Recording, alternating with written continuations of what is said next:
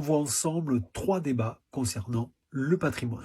Le premier débat porte sur les biens qui doivent être mis en patrimoine. Ainsi, à partir de 2015, plusieurs statuts liés notamment au passé colonial des États ont été déboulonnés un peu partout dans le monde, en Afrique du Sud, aux États-Unis, en Belgique. On a là un exemple intéressant du fait que le patrimoine est un objet de mémoire extrêmement puissant et parfois même revendiqué au niveau de la société. Le deuxième débat concerne la reconstruction du patrimoine après une guerre ou après un accident. L'exemple de la reconstruction de la flèche ou de la nef de la cathédrale Notre-Dame de Paris, qui est partie en fumée en avril 2019, est ici symptomatique. Ainsi, un projet architectural qui modernisait la flèche a été vivement rejeté par l'opinion publique. Il faut rappeler à ce titre que la Charte de Venise, qui date de 1964, préconise la reconstruction à l'identique. Le troisième débat concerne la restitution des œuvres d'art. On pourrait prendre ici l'exemple